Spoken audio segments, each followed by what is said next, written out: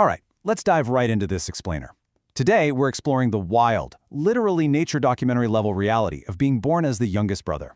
If you grew up in a house with older siblings, or, if you've raised a few kids yourself, you know exactly what I'm talking about. We're going to map out the psychological and, honestly, the physical journey of the runt of the litter. This isn't just about family dynamics. It's an exploration of a distinct evolutionary life cycle happening right inside your living room. We're talking apex predators, shifting alliances, the whole shebang.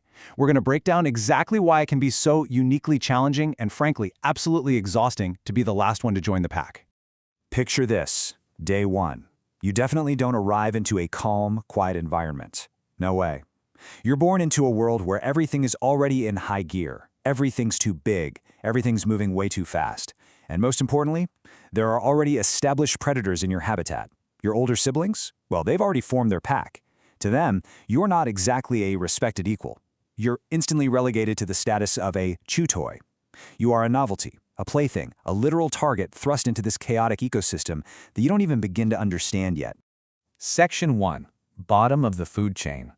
So, to truly understand this struggle, we have to look at two totally conflicting household realities. On the left side here, when the parents are watching, you're the quintessential runt of the litter. You're coddled, you're getting away with murder. The parents view you as delicate, needing constant 24/7 protection. But the absolute second those parents turn their backs, the illusion shatters completely. Over on the right, you instantly drop straight to the bottom of the food chain. This is the brutal, unsentimental reality of sibling governance. There's no coddling here, folks. When the parental authorities leave the room, the laws of the jungle just take over, and the youngest brother is starkly and usually physically reminded of their absolute lowest rank in the household hierarchy. Section 2. The Bear Cub Test Dummy. As you move out of infancy and into childhood, the tone of the house shifts dramatically. We're talking high-energy chaos. Your older siblings are essentially wrestling like bear cubs, and guess what? You're caught right in the crossfire. You're constantly, and I mean constantly, physically overpowered, routinely pinned down to the living room carpet. You are literally being used as a test dummy for your older siblings developing aggression and strength. And this isn't just a physical thing, it's deeply psychological. The ultimate takeaway, this incredibly humbling lesson, is that you are fundamentally weak, and more importantly, your parents can't protect you forever. They just can't be in every room at every single moment. You learn super quickly that in the day-to-day trenches of childhood, you're completely on your own against a vastly superior force. Section 3. The Honey Badger Paradox. Okay, so as you hit your prime years, the physical gap might actually start to close a bit, but the psychological battle? Oh, that is just beginning. Enter the honey badger paradox. Think about it. How do you survive in a world where you've been permanently outmatched and viewed as weak literally since birth? Well, you adapt. And the adaptation for the youngest brother is to adopt this aggressively outsized, massive chip on the shoulder attitude. You become the honey badger. You're smaller. You came late to the party, but you become totally unhinged in your confidence. You start actively picking fights with the bigger predators in the house. Why?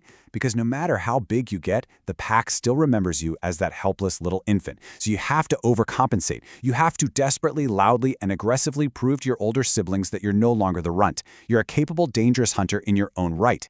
When we map this entire life cycle out, from start to finish, the progression is actually super clear.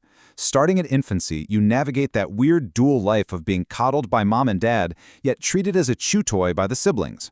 Moving into childhood, you endure the brutal bear-cub wrestling phase, serving as the household aggression test dummy.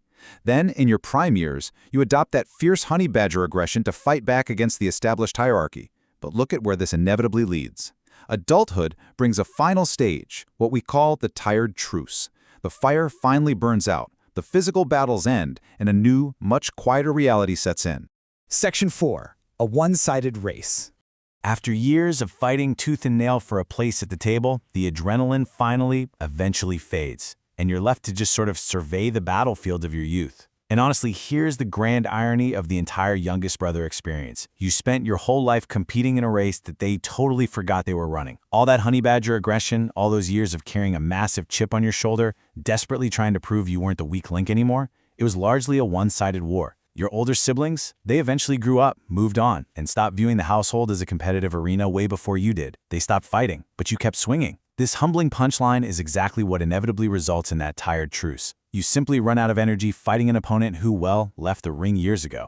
To wrap up this explainer, I want to leave you with a final, kind of provocative thought to help you reflect on your own household's unique survival dynamics.